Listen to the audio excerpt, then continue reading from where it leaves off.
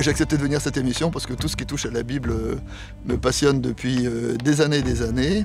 Et voilà, souvent quand je lis les Écritures, j'y trouve une parole qui m'interpelle, qui me fait du bien, qui me dérange. Et d'une certaine façon, venir parler de la Bible dans le cadre d'une émission de télévision, c'est un défi qui m'a intéressé.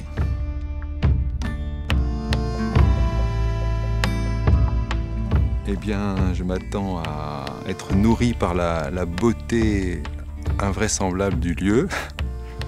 Et ça a commencé. C'est toujours intéressant de rencontrer des gens qui sont installés dans d'autres expériences, professionnelles ou spirituelles ou religieuses, et de partager avec eux dans un temps plus long que celui dont nous disposons en général, le temps d'un déjeuner, d'un dîner. Donc ce sont toujours des expériences que j'aime beaucoup. À mesure que les minutes avancent, je me sens de plus en plus comme une enfant, pleine de... à me trépigner, à me dire j'ai de la chance, j'ai de la chance, j'ai de la chance. Je suis contente d'être là, le soleil est magnifique, le bleu du ciel me comble. Je sais pas, j'ai hâte de rencontrer ces personnes que je ne connais pas.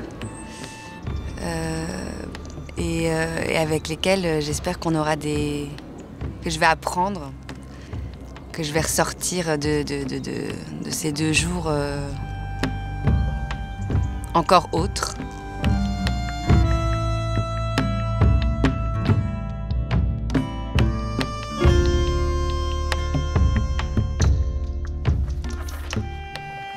Bonjour. Bonjour. Bonjour. Voilà, moi je m'appelle Antoine. Sandrine. C'est Sandrine. Jean-Philippe, bonjour Voilà, Antoine. Antoine, bonjour. Bonjour Sandrine. Bonjour.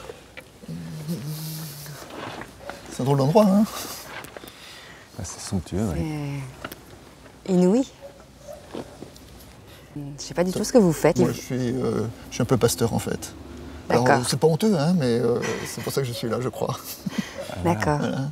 Et moi j'écris et je publie des livres. Et vous? Bon, voilà. Moi, je fais du théâtre. Voilà Marion qui arrive. Bonjour. Bonjour. Bonjour. Vous avez eu le temps de faire connaissance. Un petit peu, on commençait. ouais.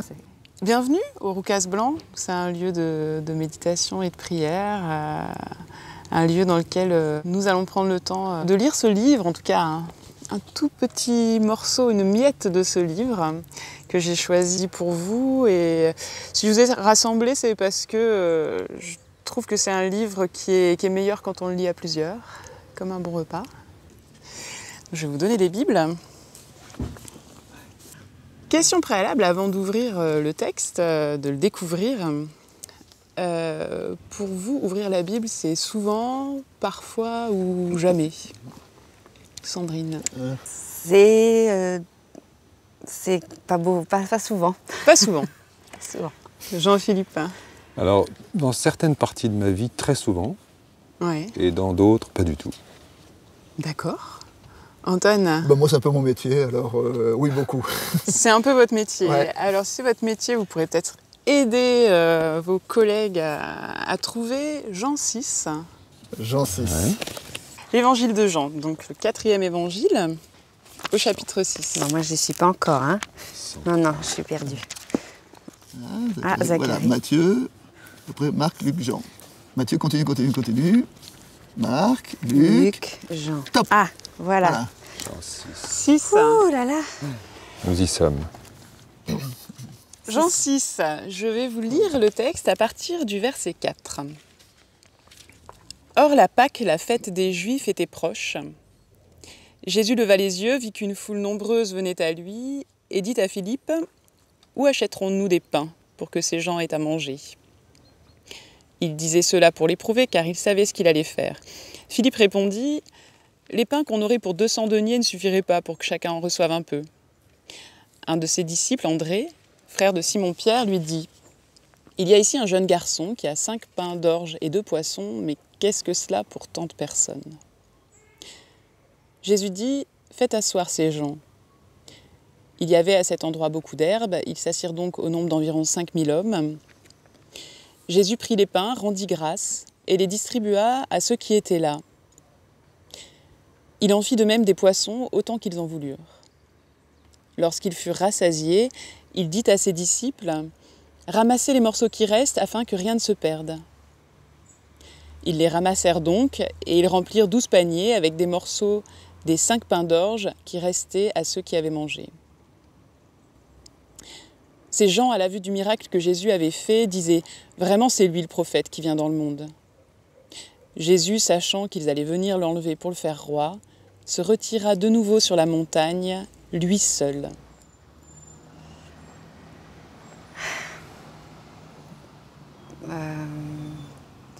J'ai du mal à y croire. Vous avez du mal à y croire. Moi, je me sens en sympathie, en familiarité avec l'événement là. En terrain connu, vous êtes au bord du lac. Oui, ça me va. Antoine. La chose que j'ai remarquée là tout de suite, c'est voilà, c'est la prière de Jésus. Il ne dit pas comment je vais faire pour nourrir 5000 personnes avec 5 pains. Il rend grâce à Dieu pour les 5 pains qu'il a. Et ça, je trouve que c'est pas mal. Je vous invite à prendre vos Bibles, à trouver un petit coin où vous vous sentez bien. On a un cadre assez merveilleux, donc vous devriez trouver. Et puis à prendre le temps de le lire, de le relire, en vous posant la question des émotions qui vous traversent, vous en le lisant, des images qui vous viennent à l'esprit, et peut-être d'un mot, d'une phrase clé qui ressort à chaque lecture que vous en faites. On se retrouve après. D'accord.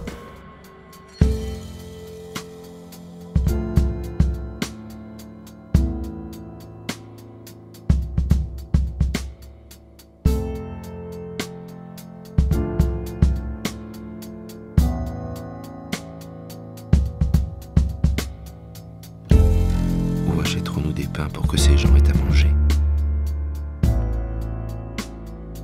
Jésus dit, faites asseoir ces gens.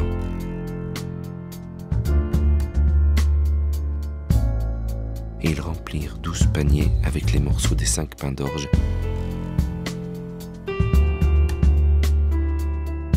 Mais qu'est-ce que cela pour tant de personnes?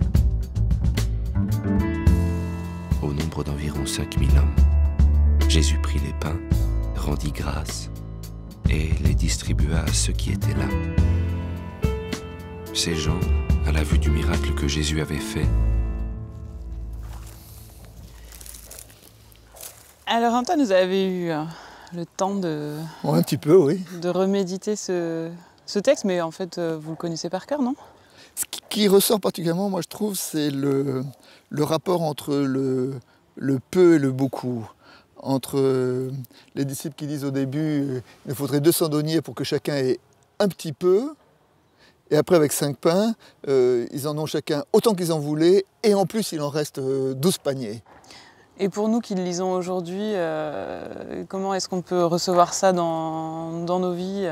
On n'y était pas, nous, là. Non, mais alors moi j'ai une façon où souvent je lis ces récits de miracles un peu comme des paraboles. Ouais. Hein, c'est-à-dire comme des paraboles, c'est-à-dire que essayer de se détacher un peu de la matérialité de la chose en disant mais finalement quel est le sens, qu'est-ce qui fait sens ou qu'est-ce qui est dit, quelle est la parole qui traverse ce texte-là.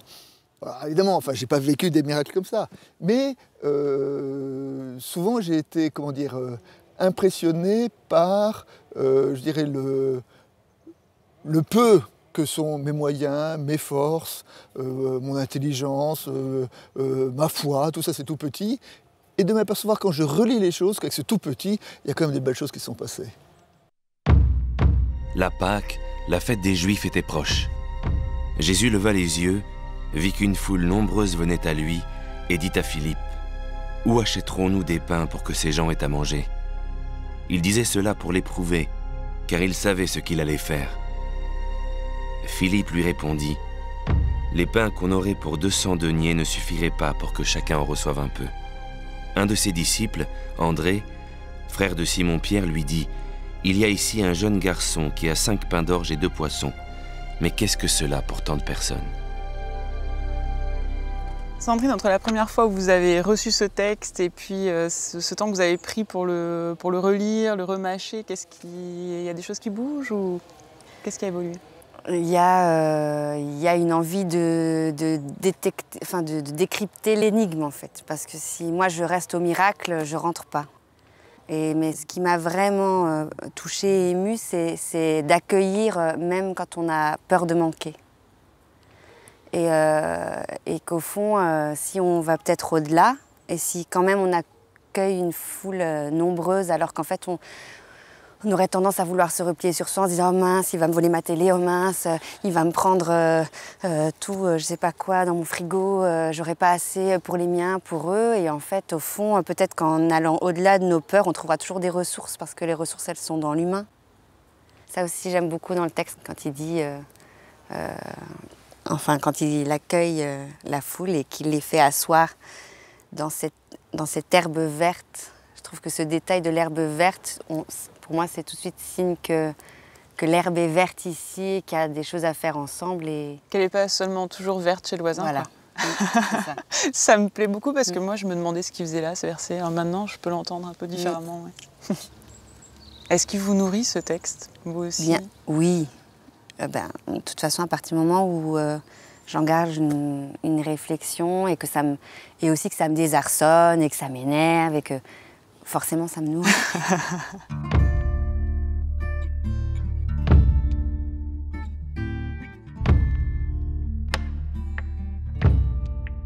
Jésus dit « Faites asseoir ces gens ». Il y avait à cet endroit beaucoup d'herbes. Ils s'assirent donc, au nombre d'environ 5000 hommes. Jésus prit les pains, rendit grâce et les distribua à ceux qui étaient là. Il en fit de même pour les poissons, autant qu'ils en voulurent. Lorsqu'ils furent rassasiés, il dit à ses disciples « Ramassez les morceaux qui restent, afin que rien ne se perde. » Quelles ont été vos émotions quand vous avez pris le temps de relire ce texte pour vous-même? Ce qui m'a le plus touché, c'est l'attachement de Jésus au reste. Une fois que tout le monde est nourri et même rassasié, nous dit le texte, il recommande quand même à ses disciples de recueillir ce qui vient en excès, en excédent. Au fond, il ne faut rien gâcher. Même dans la loi du miracle, il faut faire attention à ne pas gaspiller parce qu'on est inscrit dans le temps et que la faim va revenir. Pour vous, c'est quoi ce pain dont vous avez besoin chaque jour ? Pour moi, j'entends le pain quotidien comme ce qui nourrit les hommes, mais c'est ce qui les ramène ce qui essaie de les ramener à l'humilité. Dans l'humilité, il y a l'étymologie qui nous ramène vers humus, vers la terre. Donc les hommes ont toujours tendance à vouloir quitter la terre, quitter leurs conditions. Et le pain est à la condition qu'on marie la terre et le ciel. Vous voulez dire quoi précisément ?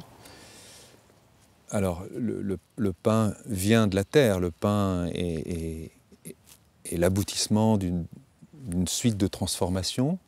Donc le pain porte la dimension du miracle, puisqu'il vient de la multiplication du grain qui donne beaucoup de fruits. Il est l'expression recommencée du miracle.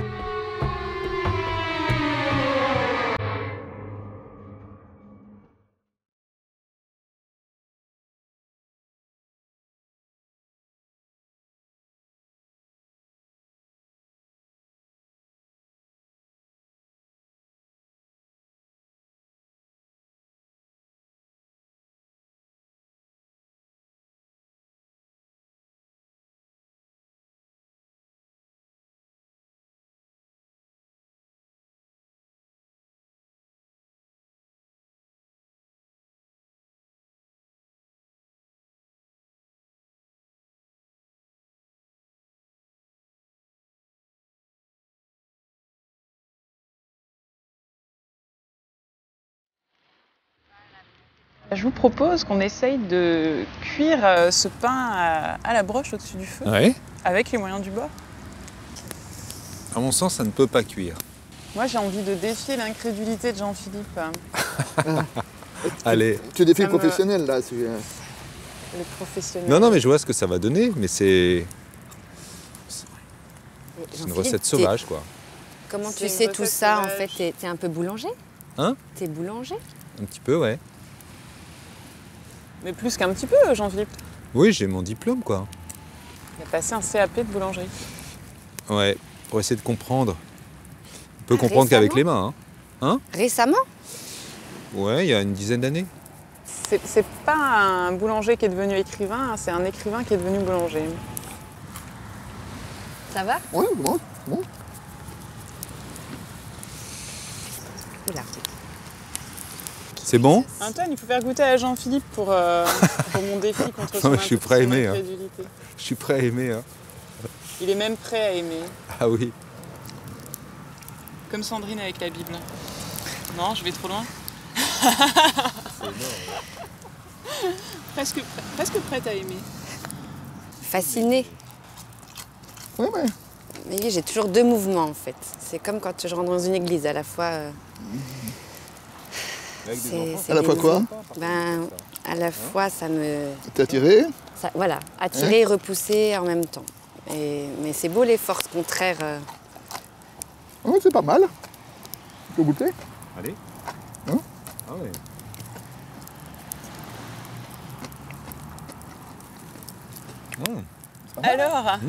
Alors, confesse-toi. Alors c'est un miracle ou c'est pas un miracle C'est un là miracle. Repens-toi d'avoir C'est un dit C'est un miracle? qu'une même pas boulangère arrive à faire du pain. C'est quoi un miracle? Plus personne. Moi, je pourrais largement partager ce gros bout de pain. Avec 5000? Avec 5000, Tu sais que avec autant que possible. dans le judaïsme, il y a cette idée qu'on ne peut pas compter les gens. Parce que comme les gens sont infinis, on ne peut pas, oui. peut pas se compter. Tu ne peux pas ajouter un infini à un infini. Ah, Alors, le centre, c'est. Comment c'est? goûte, vas-y. Merci. Ah, ça fait bien. On partage? Allez, partage du pain. C'est pas mal, hein? Allez, merci. Ah oui.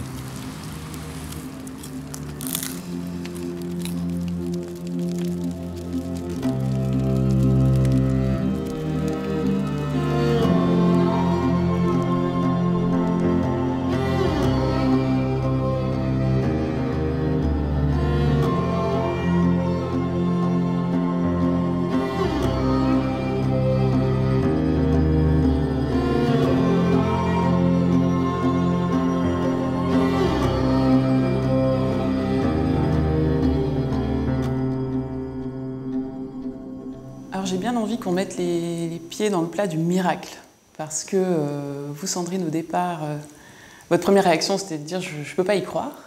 Ensuite, vous êtes revenue en disant peut-être c'est une énigme à décrypter. Alors, ça fait une différence pour vous, miracle, énigme? Oui, ça fait une différence pour moi parce que miracle, c'est quelque chose qui est au-dessus de l'humain. Ouais. Et une énigme, c'est assez enfantin, c'est aussi chercher pourquoi, obstinément, et ça, c'est plus à ma portée. Et je veux bien faire des efforts pour chercher du sens. Ça m'anime. On est dans quoi, dans ce texte? Dans le naturel ou dans le surnaturel? D'une façon générale, j'ai un petit peu de mal avec ça parce que j'aborde plutôt l'existence comme un miracle, le fait d'être là, en vie, et de savoir qu'on va disparaître. Il y a quelque chose de profondément de l'ordre d'un mystère. On est les visiteurs, les habitants d'un mystère. Alors, bon, que ce mystère aille jusqu'à la multiplication du pain, bon, ça me paraît être compris dans le mystère. Oui. Donc moi, j'ai toujours été en face de quelque chose qui me dépasse absolument et qui implique l'humilité absolue, de ne pas comprendre, d'être en même temps, de faire corps avec ce mystère, d'être le mystère et de ne pas le comprendre, enfin, de ne pas être capable d'en formuler l'équation. J'entends très fortement ce que dit Jean-Philippe quand il dit que finalement, le miracle premier, c'est la vie. Mais ce que je trouve très significatif, et ça c'est particulier à l'évangile de Jean, c'est que l'évangile de Jean n'évoque pas le mot miracle, mais dit le mot signe. Hein? Et donc, ce qui est important dans le signe, c'est pas ce qu'il est en tant que tel, mais ce qu'il désigne.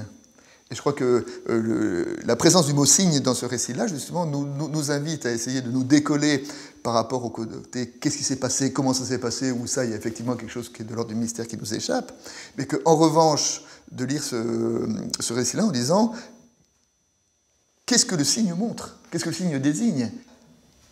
Je trouve que c'est très intéressant ce signe, parce qu'on est tous là à les attendre, ces signes. Et plus ils sont gros, et plus on est rassuré d'une certaine façon, alors que tout est signe. Enfin, dans l'épisode en question, le fait que cet homme se soucie de la fin des autres, c'est déjà un signe majeur. Avant même qu'il multiplie quoi que ce soit, il y a un signe là, majeur d'un homme qui a la compassion en lui et qui peut entendre la fin des autres. Donc on est dans une multitude de signes et on attend toujours un autre signe. On n'arrête pas de recevoir des signes et on en attend un autre. Voilà, ce petit texte, moi je trouve que, et la notion de pain quotidien, le pain quotidien, c'est donc ce signe quotidien qu'on ne voit plus. Et à un moment, le pape François dit la spiritualité nous sert à lutter contre la dégradation de l'étonnement. C'est beau. Voilà, la dégradation de l'étonnement. Et que c'est ce qui nous menace tous. C'est de considérer comme acquis la vie. Alors peut-être ça va paraître très... mais moi je pense que j'ai cette chance. Et je ne suis pas forcément raccrochée au texte, en tout cas liturgique, mais j'ai cette chance de pouvoir m'étonner de pas grand-chose. Et ça me maintient fortement en vie. Amen. Moi, il y a un verset que j'aime pas trop dans ce texte, si je peux me permettre. C'est l'idée qu'il soit rassasié. C'est vrai, moi aussi, ce mot rassasié, mais à la fois, il a l'air déjà en disant attention à ne rien laisser parce que là, dans l'immédiat, vous êtes rassasié, mais c'est sans fin. Lorsqu'ils furent rassasiés, il dit à ses disciples « Ramassez les morceaux qui restent afin que rien ne se perde. » Ils les ramassèrent donc, et ils remplirent 12 paniers avec les morceaux des 5 pains d'orge qui restaient à ceux qui avaient mangé. Ces gens, à la vue du miracle que Jésus avait fait, disaient « Vraiment, c'est lui le prophète qui vient dans le monde. » Jésus, sachant qu'ils allaient venir l'enlever pour le faire roi, se retira de nouveau sur la montagne, lui seul. En même temps, moi, à la relecture qui vient d'être faite, je ressens un peu de tristesse. Je vois cet homme qui vient d'accomplir quelque chose d'inouï. Donc rassasier des hommes qu'on n'arrive pas à rassasier d'aucune façon. Donc ils sont pour l'instant un peu calmes, ça ne va pas durer. Et puis il part tout seul. C'est ce mot « seul » par lequel ce texte se termine. Alors, il se retire, il frustre la foule. Je crois que quand il se retire aussi, lui-même, il se garde de lui-même, j'allais dire. Parce que bien sûr que la tentation d'être roi est une tentation séduisante. Je vais juste rebondir sur le seul. Moi, j'ai adoré ce mot, en fait. Et je trouve qu'on peut pas, en fait... Non, mais ça m'a pas procuré une solitude, ça m'a procuré un réconfort. Parce que on peut pas tout le temps être... on a besoin du plein et du vide. On a besoin des deux choses. Oui. Et pour moi, c'est une façon de pouvoir à chaque fois revenir vers le plein et à chaque fois être de nouveau disponible. Mais c'est intéressant, effectivement, une dialectique entre le vide et le plein dans ce texte. Hein.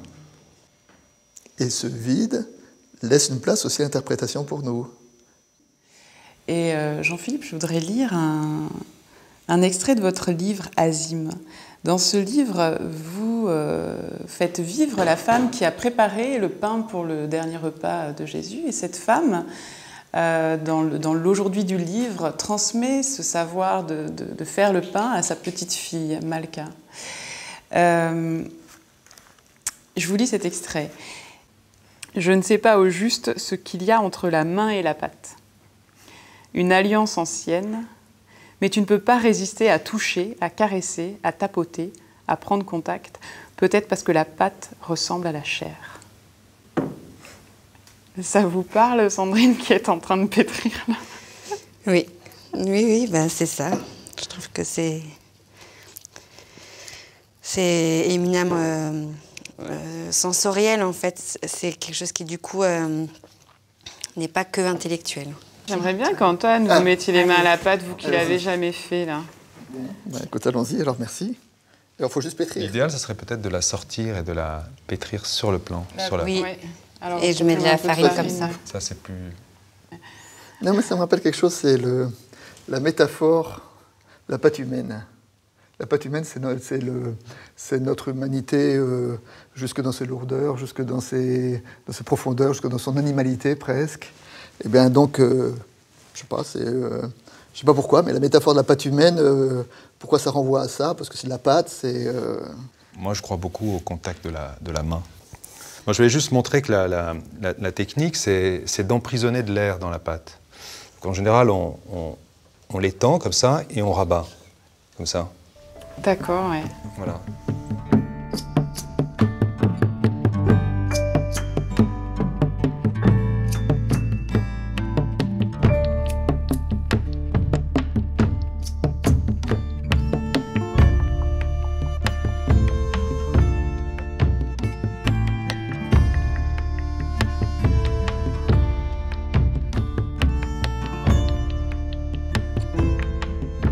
À ces jours qu'on a passés ensemble et à l'évangile, et à la vie et à la grâce. Oh, tout ça hein. Ouais, À la vie c'est et à énorme. ses rencontres. Allez, bon, on boit. Allez. Et Jean 6, que nous avons lu et relu, et qui a fait naître beaucoup de paroles, hein, j'ai trouvé là, pendant nos entretiens. C'est fou, un petit texte comme ça. Vous ne croyez pas hein, au début hein. Ouais. Ouais. Faut le déplier, quoi, comme un accordéon, et puis, de toute façon, c'est presque infini après. Et moi, je pense qu'il faut que je passe au temps de repos. Pour que tout ça fermente, en fait. Ah bah tiens, Ah bah, Marion. Marion, tu viens boire avec Marion nous et le pain. Mais je viens boire avec vous et puis Et tu je nous vous ramènes amène le pain, du bravo. pain pour la route. C'est pas du pain, c'est notre pain. C'est notre pain pour la route. Oh, Est-ce que je vais y arriver Il résiste, comme non ça Il résiste. Allez, il se Ah, laisse c'est partager. Merci beaucoup. il a l'air mieux cuit qu'hier soir sur la plage, non?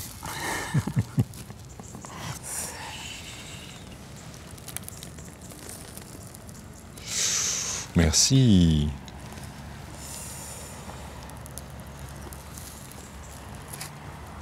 Voilà. Bon, il est cuit. Alors D'accord. le spécialiste. Il est cuit.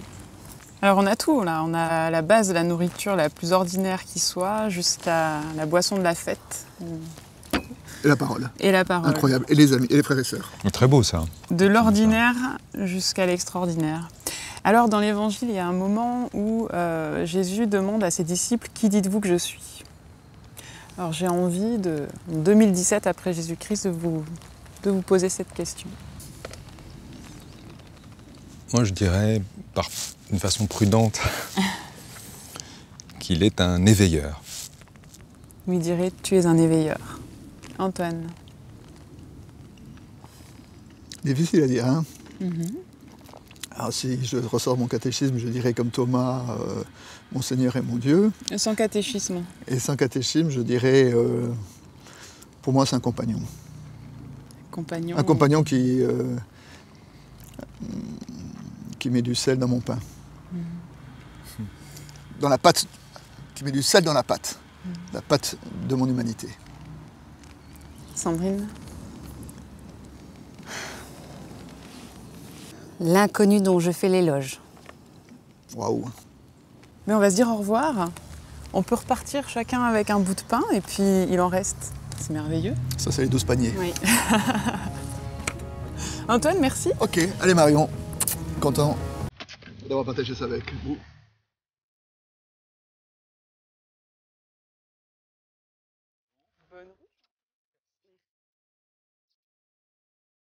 Merci d'avoir mis la main à la pâte.